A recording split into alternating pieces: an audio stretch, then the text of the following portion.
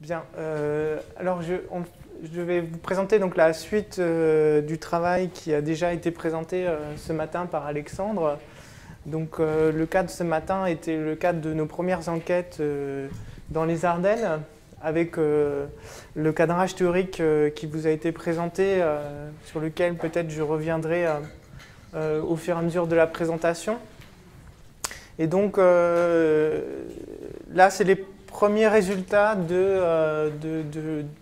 du projet Méta-Revenu, donc qui est un projet qui a commencé l'année dernière, à peu près à cette même époque. Donc en un an, le temps de faire les enquêtes et traiter les données, c'est un temps assez court pour la recherche, comme vous le savez. Donc c'est vraiment les tout premiers résultats qui demandent à être affinés. Mais puisqu'on a eu des questions sur le revenu, et puis que déjà cette question a été abordée dans la question précédente, on essaye en tous les cas ici de répondre une première fois à la question du revenu agricole.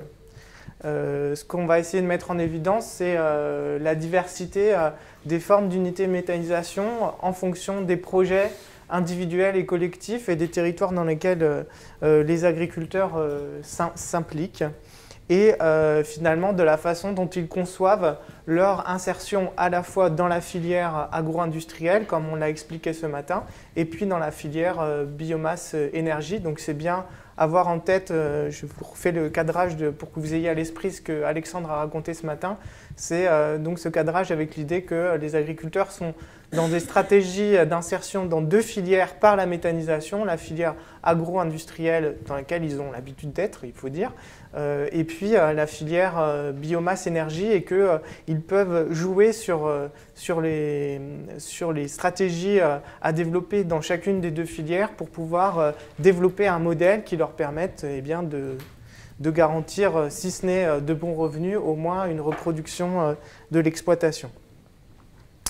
Alors là, comme on l'a déjà souligné ce matin, le contexte dans lequel on positionne pour nous la méthanisation, c'est un contexte d'une situation qui est difficile pour les agriculteurs aujourd'hui en France, principalement parce qu'ils sont captifs dans la chaîne globale de valeur agro-industrielle. Et quand on dit captifs dans la chaîne globale de valeur agro-industrielle, c'est qu'ils sont à la fois captifs en amont, sur la possibilité, sur les prix, hein, on en parlait tout de suite, des prix qui sont fixés au niveau des intrants, notamment des engrais, et qui sont fixés par les producteurs de la chimie, et en aval par l'agro-industrie, donc l'agro-industrie qui peut aller évidemment très loin, puisque l'agro-industrie aujourd'hui est mondiale, et donc on sait très bien que, comme me disent souvent les agriculteurs, hein, le prix du blé est fixé sur la cotation de Chicago, donc on n'a plus trop la main sur le prix de... Voilà, et donc c'est bien une réalité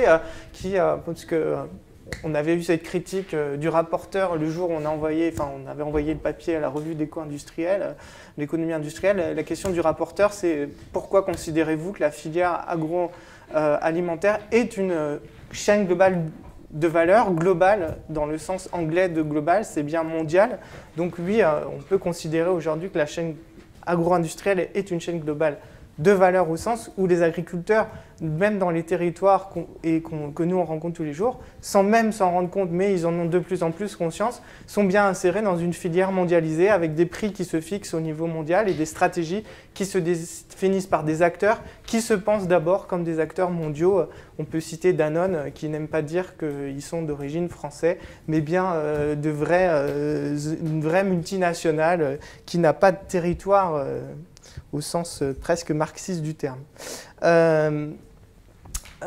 Donc, 30 ans d'investissement continu pour essayer de dégager de la valeur ajoutée. Hein. C'est l'histoire de l'agriculture française, hein, pour faire vite. Ça fait depuis la Deuxième Guerre mondiale, on a mis en place les conditions institutionnelles pour permettre aux agriculteurs d'investir. On a monté des banques d'investissement, hein, le Crédit Agricole, pour pouvoir permettre aux agriculteurs d'acheter des tracteurs, d'acheter des engrais, de se moderniser. Et au final, ce que l'on observe, et ce n'est pas nous qui le disons, hein, c'est des résultats de recherche d'économistes de l'INRA, eh bien, le constat est assez malheureusement triste pour les agriculteurs, mais le constat est que la valeur ajoutée n'est pas pas captés par les agriculteurs directement. C'est bien eux qui investissent, mais ce n'est pas eux qui récupèrent le produit de ces investissements. Je renvoie également aux derniers travaux d'Aurélie Trouvé sur la filière laitière, où elle montre très bien comment la valeur ajoutée du lait est captée par la filière agroalimentaire et non pas par les agriculteurs eux-mêmes. Et puis à côté de ça, on voit bien qu'institutionnellement se construit avec la nouvelle politique agricole commune une volonté d'intensifier la concurrence entre les acteurs du secteur agricole et du secteur agro-industriel. Et donc la méthanisation s'est développée pour nous comme une stratégie d'agriculteurs qui cherche à justement essayer de renouer avec un revenu positif. C'est ce que nous avons développé ce matin et donc je développe pas davantage. Ce qui nous intéresse davantage ici, c'est de comprendre comment cette insertion dans cette nouvelle filière de la méthanisation a été initiée dans des territoires, c'est ce qui vient d'être souligné juste avant, et donc on va essayer de mettre en évidence que les territoires comptent dans la façon dont les projets vont être menés et comprendre également comment ces projets vont varier d'un agriculteur à l'autre en fonction de ce contexte territorial et économique.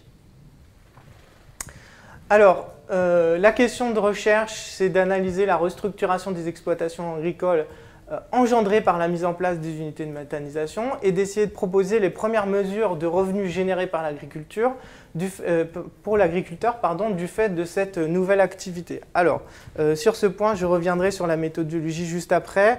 Il y a beaucoup de choses à dire, elle est très critiquable. Je pense que s'il y avait, d'ailleurs c'est le cas, des comptables dans la salle, ils me taperaient sur les doigts. Je suis économiste, je ne suis pas comptable, mais ça va faire évidemment l'objet de travail ultérieur pour affiner cet indicateur qu'on a essayé de mettre en place.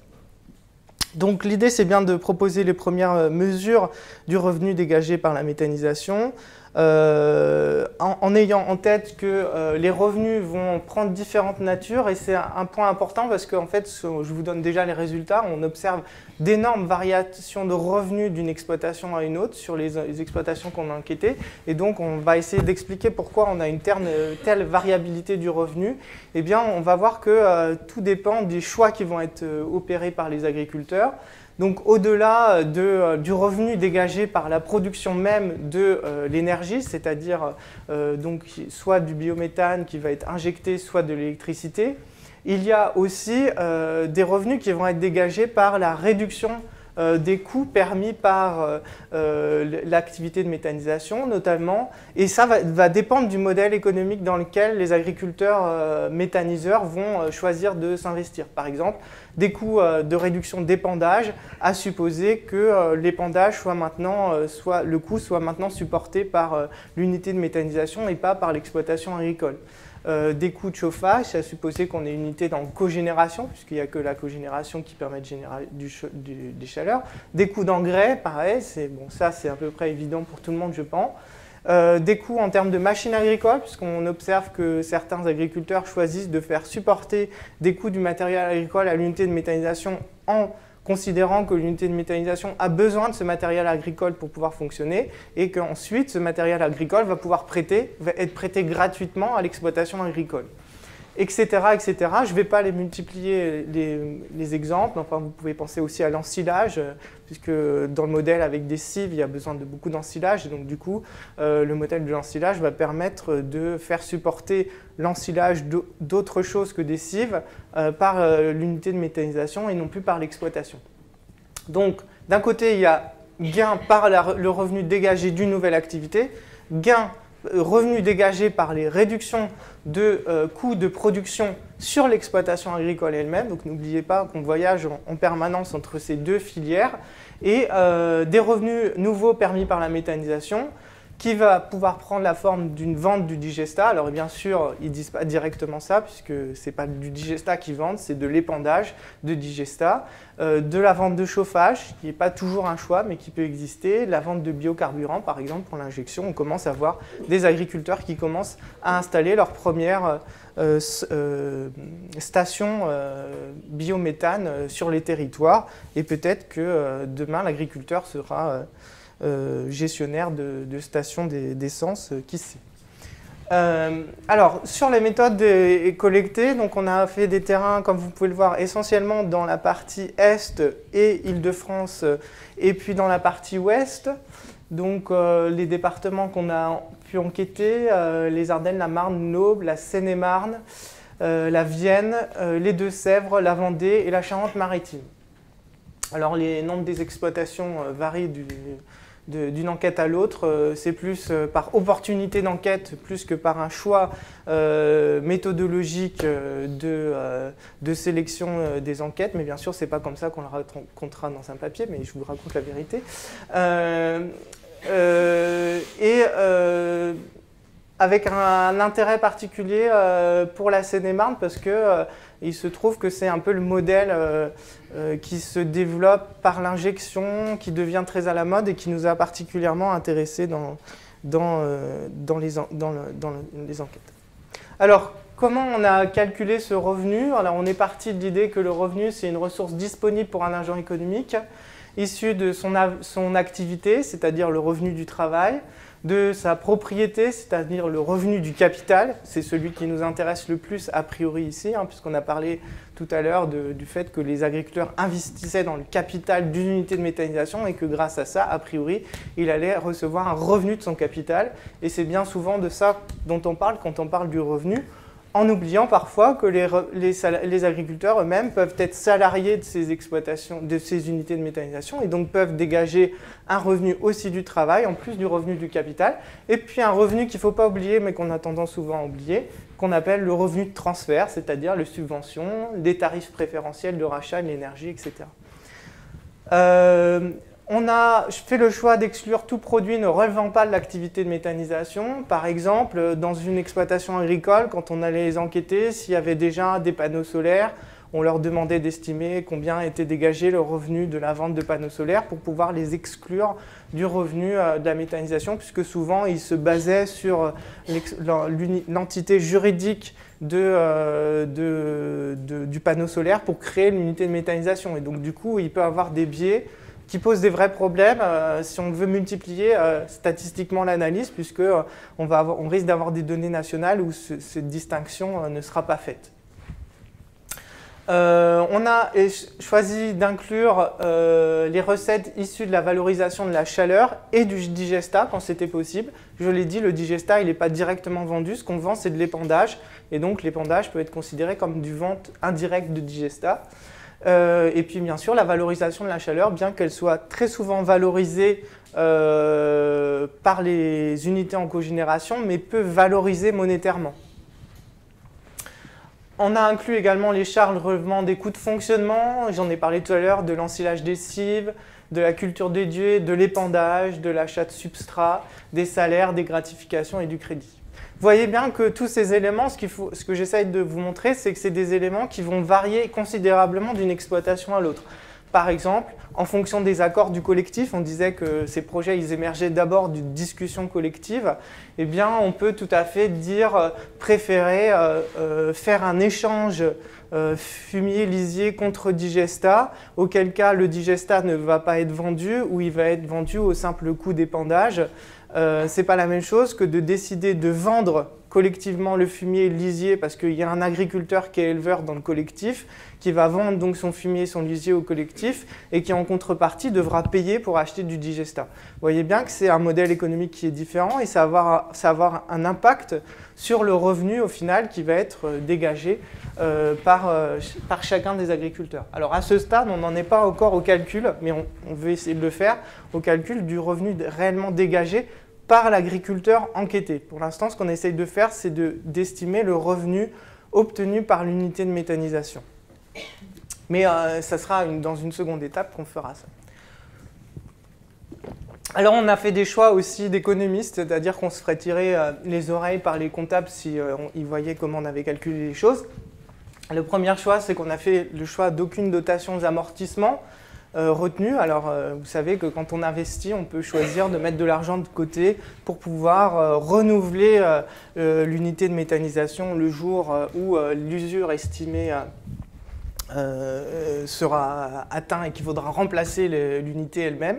Donc ça, c'est un amortissement en comptabilité. Et donc, on a fait le choix de ne pas prendre en compte cet amortissement pour une raison assez simple, c'est que pour l'instant, en tous les cas de nos constats, mais on n'a pas eu le temps de discuter assez avec nos collègues comptables pour pouvoir en dire plus, mais le constat, c'est quand même qu'il y a des choix très variés d'amortissement d'une exploitation à l'autre, et ça viendrait considérablement biaiser la moyenne en fait, d'une exploitation à l'autre. Donc on a préféré faire comme s'il n'y avait aucun amortissement, ce qui ne veut pas dire quand même qu'on n'a pas pris en compte l'amortissement essentiel qui est le remboursement du crédit quand même. Le remboursement du crédit a été pris en compte comme un coût, mais on n'a pas rajouté d'autres amortissements que celui-ci.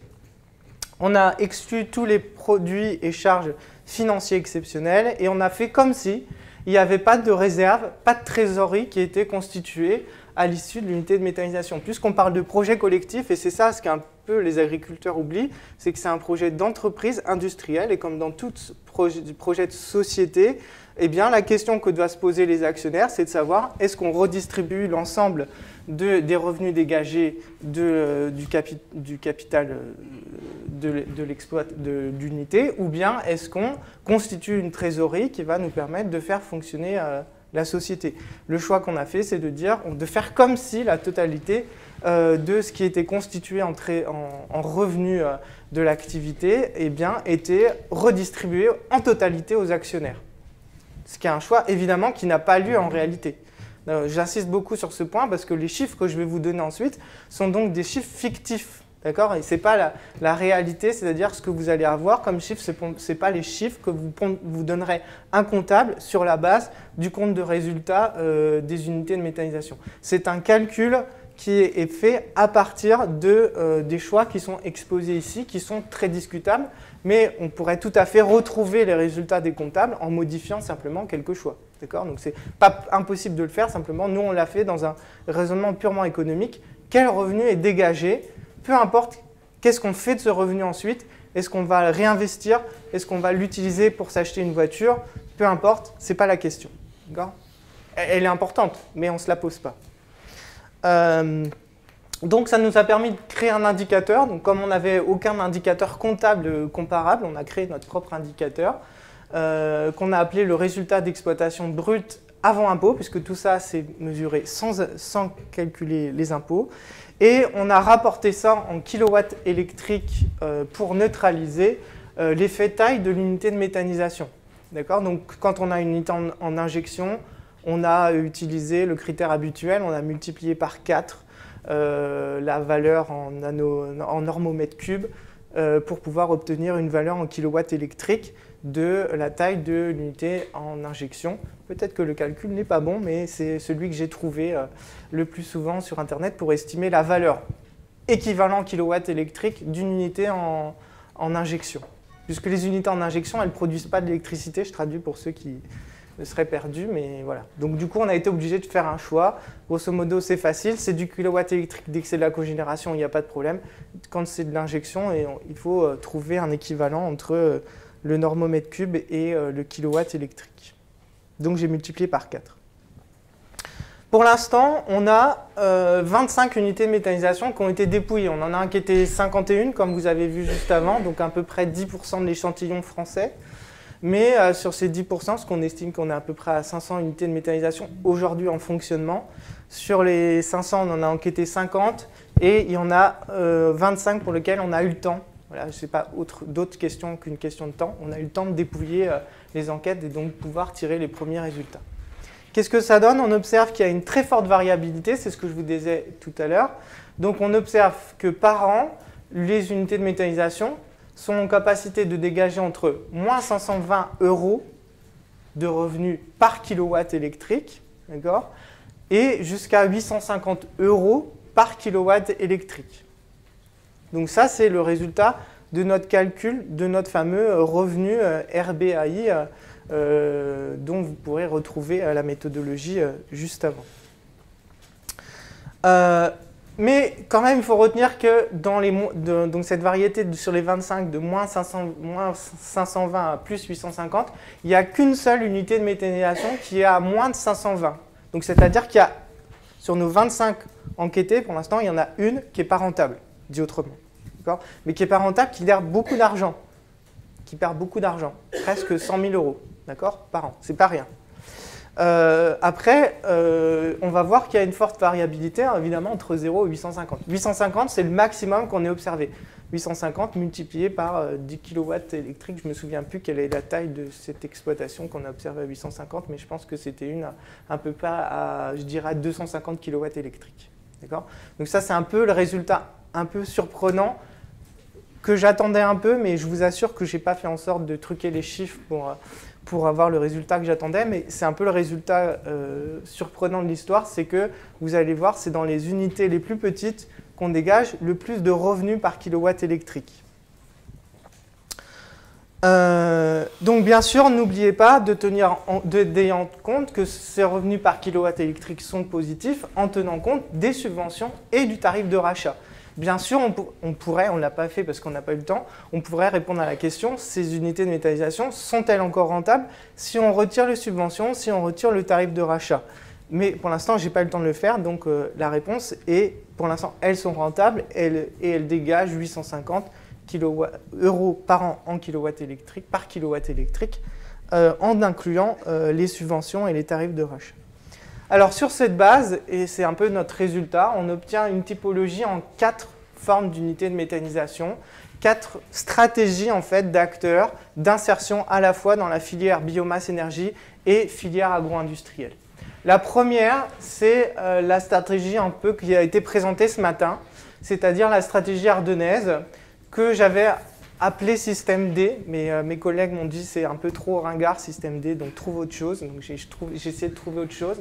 Mais bon, j'aimais bien système D parce que je trouve que ça dit beaucoup de choses, c'est-à-dire en gros on fait une unité de méthanisation, mais notre facteur essentiel c'est s'assurer qu'on ait le moins de coûts de maintenance et que ce soit nous qui gérions au maximum notre exploitation. L'autonomie, la démerde dans la réparation du matériel, et puis parfois aussi quelques défauts parce que du coup on va être prêt à faire nous-mêmes notre cuve et on peut réfléchir sur les risques qui existent en termes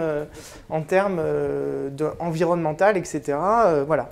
Parfois les constructeurs ne sont pas de meilleure qualité, mais on peut quand même questionner le fait que ces choix, jusqu'où on peut aller dans ce choix de système D, ouvrir le petit système D, hein, c'est mon père qui lisait ça, donc j'ai beaucoup de souvenirs de ça. Donc, on ouvre son système D et on construit son unité de méthanisation et on la fait fonctionner au quotidien.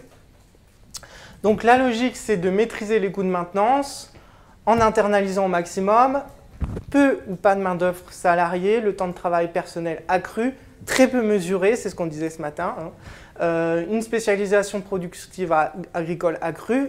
Je ne reviens pas, c'est à peu près le modèle que vous a présenté Alexandre ce matin. Faible coût de substrat pour l'utilisation des fluents d'élevage et il peut exister des accords informels avec le voisinage. Donc on est dans une logique d'upgrading avec des flux-values fondés sur l'optimisation des effets retour sur la filière agro-industrielle, c'est-à-dire on va essayer au maximum, ce qu'on vous a expliqué ce matin, de dégager des revenus de la méthanisation et de faire en sorte que ces revenus de la méthanisation puissent nous permettre de dégager des revenus aussi sur l'exploitation agricole, difficilement identifiables par la filière agro-industrielle parce qu'on est peu nombreux à le faire et donc on continue à avoir les prix du lait fixés où vous voulez par Lactalis ou Nestlé, peu importe. Donc c'est ce que j'appelle moi les UMM de première génération, c'est-à-dire avant 2015, vous verrez après. Et bien sûr à souligner que pour pouvoir dégager de tels revenus, elles ont bénéficié d'importantes subventions publiques de différentes formes, des régions et de l'ADEME, ce qui leur permet notamment de réduire considérablement les coûts de remboursement de crédit, ce qui n'est pas négligeable. Donc leur revenu dégagé de ces unités, c'est entre plus 580 € par an par kilowatt électrique à plus 850 € par an par kilowatt électrique. Le deuxième modèle, il y en a 4. Je vais essayer d'aller assez vite. Il me reste combien de temps, Mathilde? Oula. Alors, le deuxième modèle, c'est le modèle de petits collectifs d'agriculteurs. Donc, le revenu est plus bas, vous voyez. Il est situé entre plus 450 € par an par kilowatt électrique à plus 650 € par an par kilowatt électrique. Ce sont des modèles de petits collectifs. Quand je dis petits collectifs, c'est maximum 7-8 agriculteurs qui ne constituent que des collectifs d'agriculteurs. Il n'y a pas d'autres acteurs que des agriculteurs, qui associent souvent des céréaliers et des éleveurs. L'organisation collective peut parfois dépasser la seule activité de la méthanisation. On a un cas, donc on ne peut pas généraliser avec un cas, mais j'ai trouvé ce cas particulièrement intéressant, où le projet de méthanisation a été pensé en même temps qu'une manière de repenser l'activité agricole, en essayant de considérer qu'on avait, en l'occurrence, il y avait 6 sociétés différentes, dont une société de portage salarial, une société qui s'occupait du matériel agricole et de l'entretien agricole, et donc 5 exploitations avec 2 éleveurs et 3 céréaliers, si je me souviens bien, c'est peut-être l'inverse. Et ils ont pensé collectivement l'activité agricole, c'est-à-dire qu'ils ont refondé l'activité agricole. Par exemple, ils ont essayé, sans faire de remembrement au sens juridique du terme, ils ont décidé de rassembler certains terrains agricoles et de cultiver, par exemple, au même endroit le blé, pour éviter d'avoir à faire, enfin pour optimiser en fait, pour avoir un espèce de rendement d'échelle. Dans une stratégie qui est donc une stratégie globale. Ce n'est pas seulement l'unité de méthanisation qui est pensée collectivement, c'est toutes les activités agricoles du collectif. Donc c'est des investissements qui sont plus récents, plus lourds, avec beaucoup plus de coûts de terrassement, de bureaux d'études. La charge de la dette est donc accrue. Un travail rémunéré ou une gratification du fait d'une dimension collective de l'UM, avec le plus souvent de la création d'emplois, ce qui fait que le poste coût salarial ou coût du travail est beaucoup plus élevé que dans le modèle système D. Un coût de substrat acheté à l'extérieur qui peut exister, notamment d'achat auprès des coopératives qui parfois peuvent contribuer au projet, comme ça a été souligné tout à l'heure dans un des projets. Et enfin, des UM qui sont le plus souvent, quand elles sont en cogénération, et ça c'est un point qui me paraît important, un choix délibéré du collectif. Souvent, on considère que la cogénération, c'est le choix quand il n'y a pas de tuyau de gaz à portée de main. Eh bien, ce n'est pas ce qu'on constate. Il y a certains des choix délibérés de cogénération parce qu'il y a une volonté de valoriser la chaleur et des éléments que ne permettent pas le modèle en injection. Donc, c'est une logique d'upgrading stratégique qui garantit des plus-values basées sur un important effet retour, essentiellement organisationnel, plus que technique ou sur la production elle-même. Donc c'est notamment une réduction des coûts de production par un travail collectif. Le troisième cas, c'est le cas le plus emblématique, c'est le cas qui nous a été présenté tout à l'heure de la Champagne-Ardenne avec le céréalier donc qui est dans une région de grande culture, qui va faire de l'injection. Donc là, les calculs nous donnent une forte variabilité. Cette forte variabilité, vous voyez, ça passe de 450 à 800 € par an par kilowatt électrique. Vous aurez compris que les kilowatts électriques, quand c'est de l'injection, il faut multiplier par beaucoup plus. Donc le revenu dégagé en réalité en absolu est beaucoup plus élevé que dans le cas précédent, même si le cas précédent, rapporté en kilowatts électriques, gagnait plus. Je ne sais pas si je suis clair, mais voilà, c'est un point important. En gros, ils sont plus gros, donc il faut multiplier par plus. Donc le revenu dégagé, on parle de 250 000, 300 000, 400 000, je n'irai pas plus loin. Parce qu'il y a le ministère qui est là, alors je fais attention. C'est l'agriculteur, ils vont me taper sur les doigts après, parce que si tu leur dis qu'on gagne trop, ils vont pas, et le ministère, ils vont arrêter de nous subventionner, de nous aider, etc. Alors, c'est des UM individuels ou petits collectifs portés par des céréaliers. Il y a des coûts élevés d'achat de substrat parce que souvent ils vont faire des choix d'optimisation de l'unité de méthanisation, c'est-à-dire qu'ils vont essayer avant tout d'avoir des intrants qui soient à fort pouvoir méthanogène. Alors que vous avez vu dans les deux cas précédents, comme c'est porté sur l'objectif de l'exploitation agricole, il n'y a pas forcément l'optimisation du pouvoir méthanogène qui est recherché. Ce qui est recherché, c'est l'optimisation du collectif et de l'apport des intrants par rapport au projet du collectif. Ici, c'est vraiment beaucoup plus, ok, j'accélère, c'est beaucoup plus l'objectif de l'optimisation du pouvoir énergétique. C'est là qu'on va rencontrer ceux qui sont capables de nous dire maintenant ce que vous disiez tout à l'heure, on fait des cives et on fait des cycles de cives, et moi je ne suis plus un agriculteur, je suis un producteur de méthane. Je l'ai entendu, hein, donc je fais, voilà, Dixit, je ne dirai pas qui.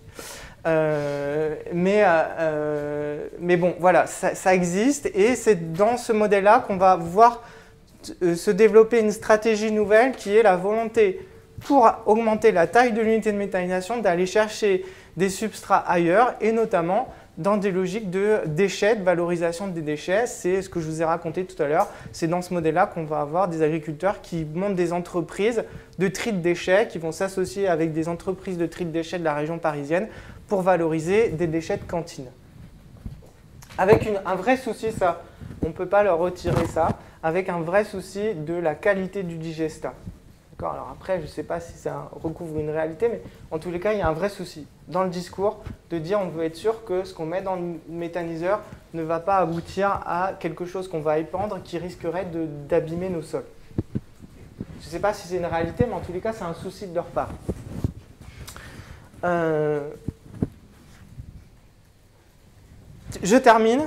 Dernier modèle, c'est le modèle le plus rapide que j'ai à vous présenter, parce que, pour faire vite, c'est le même modèle que le modèle ardennais, avec une différence, c'est qu'on oublie le système D.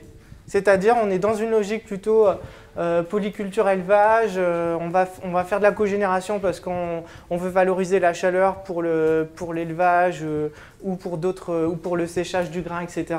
Le problème, c'est qu'on est arrivé bien après, qu'on n'a pas les compétences forcément techniques, on n'aimait pas démonter les moteurs quand on était petit, et donc du coup, on a tendance à faire appel le plus souvent à des entreprises de maintenance avec des constructeurs qui ne sont pas forcément fiables, et c'est eux en fait qui perdent de l'argent. Ils perdent de l'argent pourquoi? Essentiellement parce que en fait, ils essayent de lier des choses qui ne sont pas très compatibles. Ils veulent essayer au maximum de faire tourner les trucs tout seuls, mais en même temps en utilisant de la technologie qu'ils ne maîtrisent pas. Et donc du coup, en conséquence, ils ont d'énormes coûts de maintenance et de réparation et d'énormes coûts liés au fait que l'unité de méthanisation, pendant parfois 1 semaine, 2 semaines, 3 semaines, elle ne va pas retourner. Et c'est là qu'on observe le plus les déclarations où on se dit tiens, il nous déclare 8400 heures où le moteur a tourné, alors que normalement le moteur aurait dû tourner 8007 ou quelque chose comme ça. Donc c'est là qu'on va voir les moteurs qui ne tournent pas. En fait. Je conclus parce que j'ai été trop long. Donc 4 modèles représentatifs de notre échantillon enquêté. Ça reste à approfondir, c'est des premiers résultats sur 25 enquêtes, donc ce n'est pas un résultat national, d'accord, on relativise tout de suite, c'est 25 enquêtes. On va être en capacité, on estime, d'en dépouiller à peu près une quarantaine, puisqu'on a dit qu'on a fait 50 enquêtes, mais il y a 10 enquêtés qui sont dans une logique de... Enfin, qui sont dans le stade du projet, donc on n'a pas les données, forcément, ils n'ont pas dégagé de revenus, puisque c'est encore au projet. Donc il y en aura 40 qu'on pourra vraiment dépouiller. Il existe d'autres modèles qu'il faut approfondir, qui existent et qu'il ne faut pas négliger, mais qu'on n'a pas rencontrés nous. C'est les UM en microméthanisation et les UM de type mandataire dont on a parlé tout à l'heure, c'est-à-dire avec des gros projets de nombreux agriculteurs, 20, 30, 40, 50 agriculteurs, mais qui vont déléguer l'activité de méthanisation. On n'en a pas rencontré, mais on sait que ça existe. Voilà. Donc on ne peut pas dire grand-chose du revenu dégagé par ces unités de ce type. Il faut avoir en tête que la cogénération n'est pas nécessairement un choix par défaut, mais ça peut être fondé sur une stratégie. Donc, moi, je dis, oui, l'injection se développe, mais la cogénération n'est pas morte. Et ce qu'on observe, c'est que la professionnalisation de la filière est sans doute un élément essentiel pour pouvoir permettre de porter les projets futurs de méthanisation. Et pour ceci, le soutien, à mon avis, essentiel et reste celui des pouvoirs publics. Bien sûr, ça je le dis pour mes agriculteurs, mais bien sûr financièrement. Et puis, mais surtout, moi j'ai envie de dire, dans l'accompagnement dans la qualité de la filière, parce que sans filière fiable, on a le risque effectivement que certains agriculteurs investissent et perdent énormément d'argent dans les projets. J'avais plein d'autres choses à vous dire, mais je vais m'arrêter là parce que j'étais beaucoup trop long. Merci.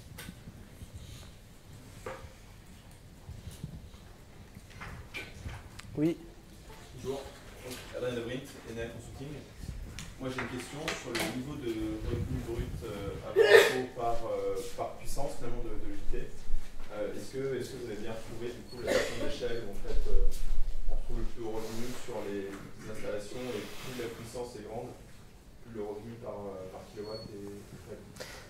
Oui, alors en fait, on ne le voit pas ici, mais dans les modèles, en réalité, le modèle T1, qui est celui qui dégage le plus de revenus, alors quand même avec de fortes variabilités, elles existent quand même, hein, en fait, c'est celui qui a les tailles les plus petites aussi, parce que c'est en fait le modèle en cogénération de polyculture élevage. Ici, celui-ci, c'est celui qui, en termes bruts, dégage le plus de revenus, mais on voit qu'en kilowatts électriques, il dégage moins qu'avant. Pourquoi? Parce que c'est des grosses unités, de grosse taille, avec, comme je l'ai dit, des coûts de maintenance, des coûts d'emploi salariés beaucoup plus élevés.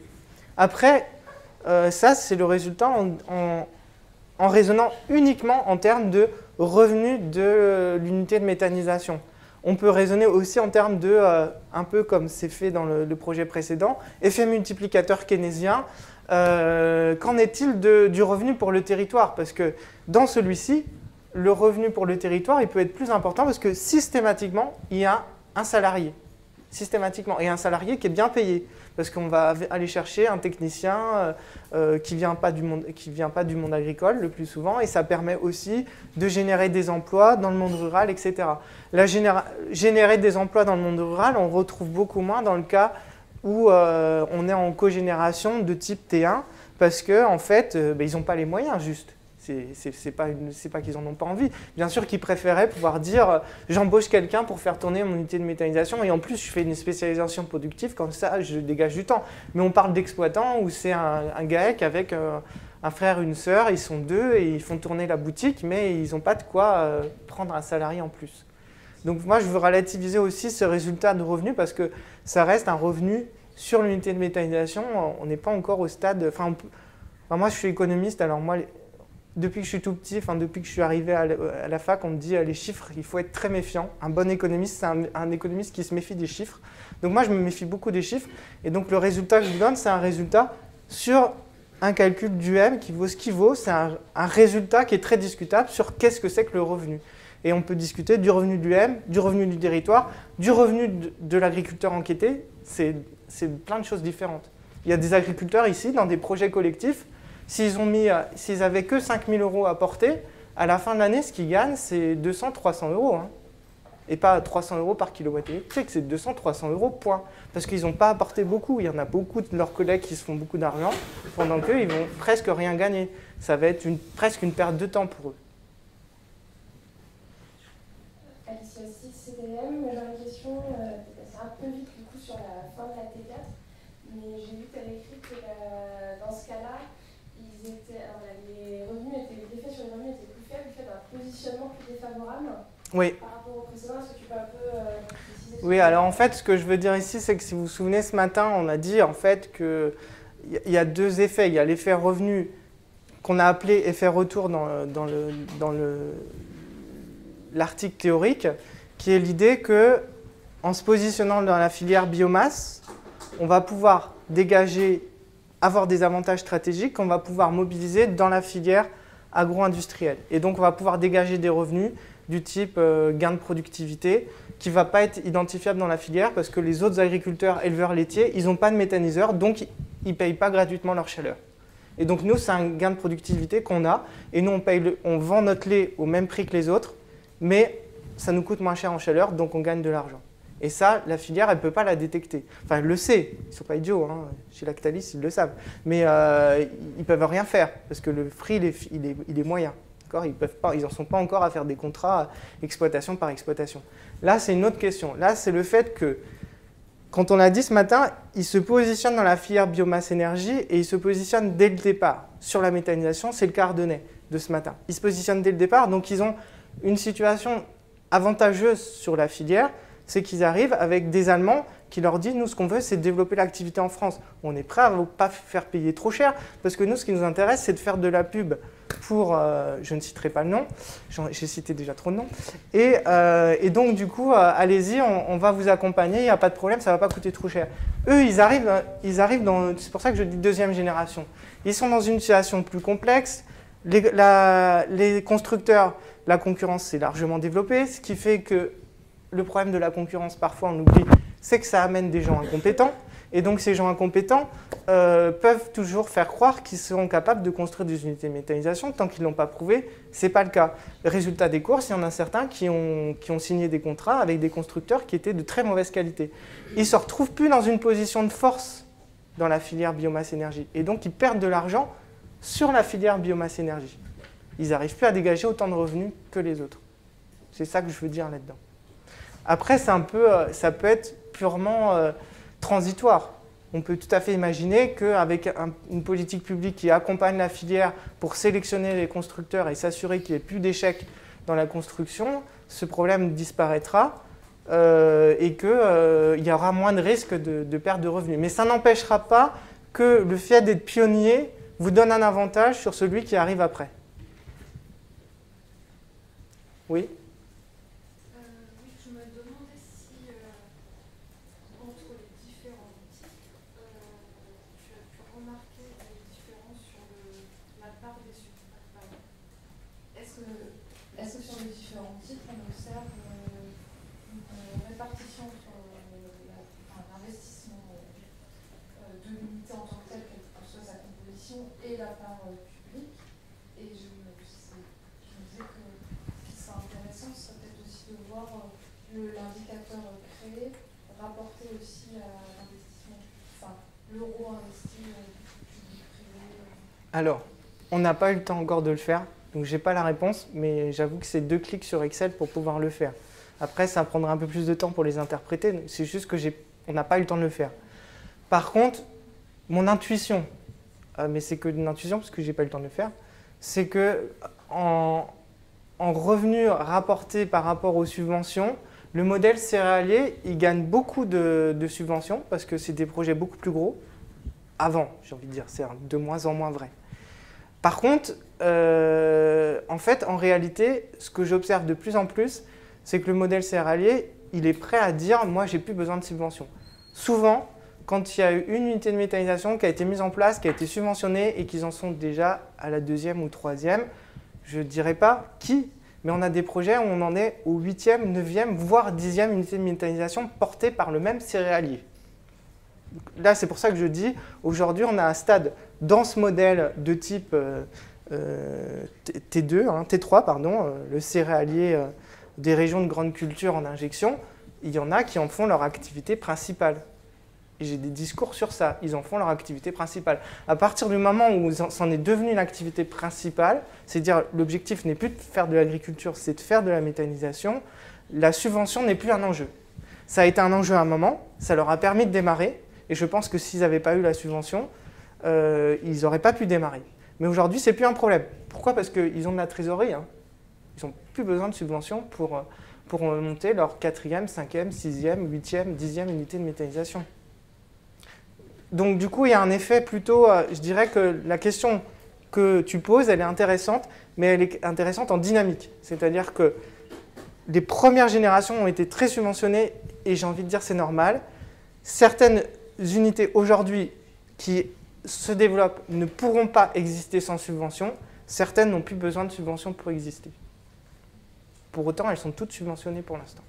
Et ça, je trouve que c'est un peu la critique moi, que j'émets des politiques de subvention aujourd'hui. C'est qu'on ne pose plus assez la question de savoir quelle est la situation de celui qui demande une subvention. Subvention, on parlait de subvention, c'est pas le tarif d'achat. Le tarif de rachat, cela dit, on a certains cas d'acteurs qui commencent à dire « mais même le tarif de rachat, je m'en fiche. Je préfère faire de la culture dédiée, pas avoir le tarif de rachat qui me va. » Pour de l'injection, il ne faut pas oublier que plus vous mettiez, alors je ne sais plus comment ça fonctionne, mais plus la taille augmente, plus le tarif de rachat diminue, plus vous mettez de culture dédiée, passez un certain stade, vous perdez vos subventions. Il y en a qui sont prêts à le faire. Alors moi, je n'ai pas encore fait le calcul, mais je pense que s'ils sont prêts à le faire, c'est qu'on n'est pas loin d'être encore rentable sans le tarif de rachat. Mais ça, c'est des cas extrêmes.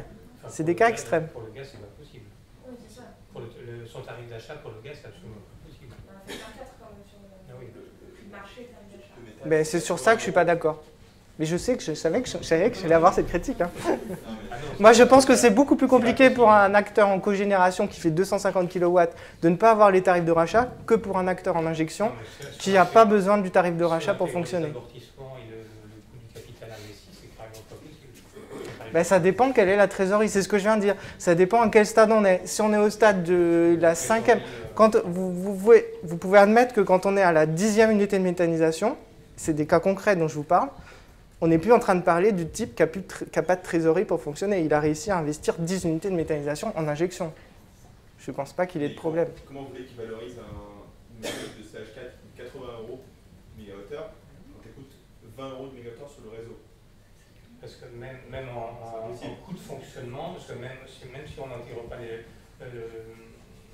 les investissements, même en coût de fonctionnement, on est largement au-dessus du 20 € du mégawattheure. On est plutôt à 40-50 € du mégawattheure en coût de fonctionnement.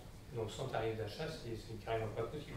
On a accompagné quand même plusieurs dizaines de projets de méthanisation. On fait des modèles économiques. Alors nous, c'est pas sur ces critères-là qu'on travaille.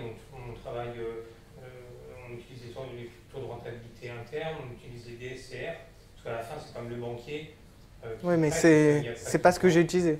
Oui, mais justement. Et donc quand on regarde ça, on intègre le coût du travail agricole, on intègre les amortissements, on intègre les frais financiers, etc. Mais là, c'est une logique de retour sur investissement. Moi, ce n'est pas un calcul de retour sur investissement, c'est un calcul de revenu. Non, mais il y a les deux. Parce qu'en fait, ce qui est difficile avec le monde agricole, c'est qu'on a à la fois des agriculteurs qui ont un rôle d'investisseurs, donc on attend un retour sur l'investissement. C'est aussi des travailleurs, donc ils attendent aussi une rémunération du travail fourni. C'est aussi des producteurs de matière, donc ils attendent une rémunération sur la matière fournie. Alors la matière fournie, son coût, c'est à la fois du travail, du capital, le fermage, etc. Donc c'est un coût global. Donc en fait, il y a plusieurs sources de revenus. Et donc c'est assez difficile de mettre un critère, parce que si on raisonne par rapport au capital investi, et qu'on oublie par ailleurs qu'il y a, je sais pas, qu'ils ont passé 3 fois plus de temps de travail que précédemment, etc., ben on oublie une des composantes du coût, etc. Donc il faut vraiment intégrer l'ensemble de ces paramètres-là. Donc c'est pour ça que, bon, quand on parle de revenus, c'est pas le résultat net après toutes les charges, après les impôts, après l'amortissement. C'est ce que j'ai dit tout à l'heure. Voilà. C'est ce que j'ai dit tout à l'heure. On est d'accord. Oui. Mais on peut relativiser en disant ici, je n'ai pas pris en compte le salariat. Dans le modèle céréalier, la plupart du temps, le gérant, qui est aussi apporteur principal au capital de l'unité de méthanisation, est salarié de l'unité de méthanisation. Et là, je ne l'ai pas inclus. Hein. Oui, il n'y a pas le revenu du travail. Je pense qu'il faut quand même affiner ces démarches, parce que c'est vrai que si on a l'impression qu'un céréalier va dégager 400 000 € de revenus nets annuels, évidemment, je pense que le ministère de l'Agriculture va faire remonter ça. Mais nous, c'est pas ce qu'on voit. Enfin, on a déjà du mal à assurer une rentabilité correcte pour les projets qu'on monte. Et donc, mais moi, je n'ai pas dit non plus que c'est ce que je voyais. Hein. J'ai dit que c'est ce que je voyais dans certains cas. Ah oui, mais c'est bien pour ça que j'ai dit qu'il y avait 4 modèles et pas 1. D'accord ? Je ne suis pas en train de dire qu'ils gagnent tous de l'argent. J'ai même dit qu'il y en a qui perdaient de l'argent. Je ne suis pas en train de dire qu'ils gagnent tous de l'argent. Je dis juste qu'il y en a qui gagnent de l'argent, qui sont encore subventionnés aujourd'hui et qu'on peut questionner ces subventions. Et d'ailleurs qu'eux-mêmes sont capables de me dire on n'a plus besoin de subventions pour fonctionner. Moi, ce n'est pas moi qui vous le dis, c'est eux qui me le disent. Non, mais on est d'accord, sur les subventions, c'est une chose. Sur les tarifs, c'est quand même autre chose. Enfin, on ne va pas faire le débat. Les chiffres obtenus, ça vient du déclaratif en fait, des agriculteurs. Oui, alors c'est du déclaratif des agriculteurs, le plus souvent qu'on coupe avec d'autres informations, parce qu'on essaye de vérifier qu'ils ne nous racontent pas des histoires. Et, comment dire, la plupart du temps, ils ont tendance à me dire que je surestime un peu la valeur du revenu. Ce qui ne veut pas dire que je sois certain de m'être trompé. Ce qui ne veut pas dire que je ne me suis pas trompé.